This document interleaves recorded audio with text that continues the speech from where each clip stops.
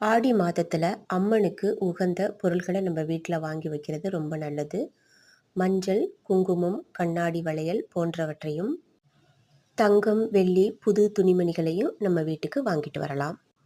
அதே போல தெய்வீக மலர்களையும் நம்ம இந்த மாதத்துல வீட்டில் வாங்கி வச்சு வளர்க்கலாம்.